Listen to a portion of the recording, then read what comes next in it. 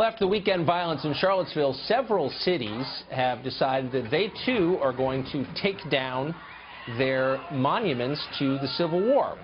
Baltimore hastily carried away 4 Confederate monuments Wednesday morning. Lexington, Kentucky is hoping to do the same. The Reverend Jacques DeGraff is a Fox News contributor. He's a social justice champion, he says. And he supports removing all Confederate monuments. The Reverend DeGraff joins us now. Jacques, good to see you. Good to see you, Tucker. So let me just say at the outset that I'm kind of sympathetic to your point of view. I mean, I wouldn't want to see something that offended me every day. There was an Al Sharpton monument on my street, you know, a Marion Barry monument. I wouldn't like it. So I don't, you know, if you're offended by these monuments, I totally get that. But here's my question. It's not that I'm offended. It's an offense to the United States of America to honor war criminals, to honor those who were traitors. So they're traitors to our country. So that's the standard. I just want to know what the... Well, they certainly were traitors to our country. They started their own country. I mean, by they were traitors and human rights violators. So the combination is there's no country on the planet, no society that would honor those people with credentials like that. Except ours, because it was a civil war. And I agree with your definition. I mean, they were traitors to America, but then they came back into America. They reintegrated into America. That was the point. The country broke. And then it came back, oh, absolutely, and thank God they did. But it was a civil war. It wasn't like we were invaded, and so it's a little bit more complicated than that. But here's my question. Does your view of this apply to all slaveholders or just Civil War figures?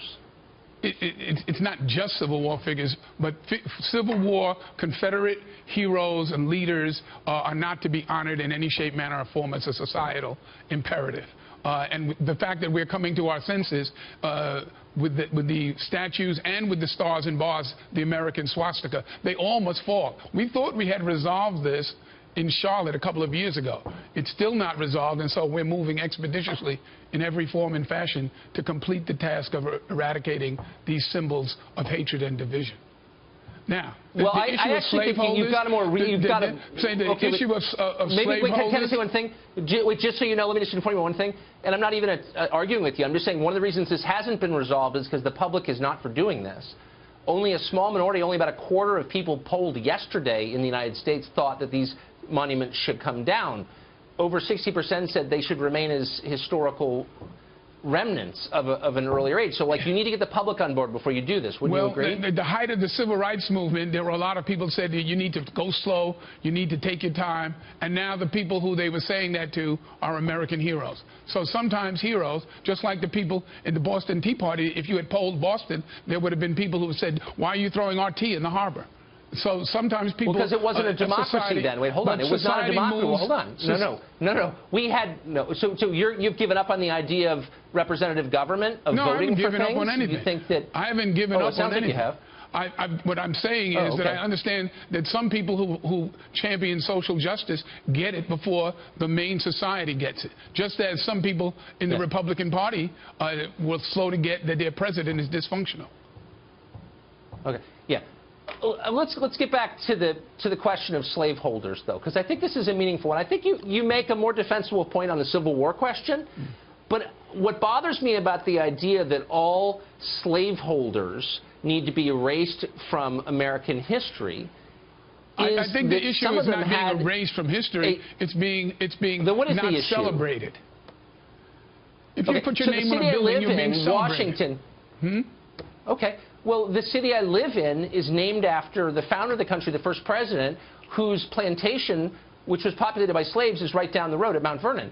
So, I mean, this is not a rhetorical question. That's a real question. Should we change the name of the capital of the country? What should we do about George Washington?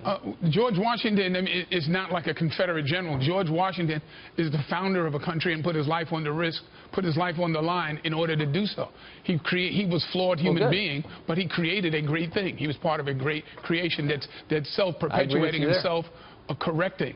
That's what the process is about. Yeah. And so the fact is that right now, we can get to George Washington in Washington, D.C., but right now we need to take care of these Confederate statues. And these well, let me just say, I don't want to get to Washington or Washington, D.C. I want to rewrite the history of this country. I liked where you left off the first time, which is to say he redeemed himself by his good deeds, which he did. Reverend, thanks a lot for joining us. I appreciate it. Thank you for having me.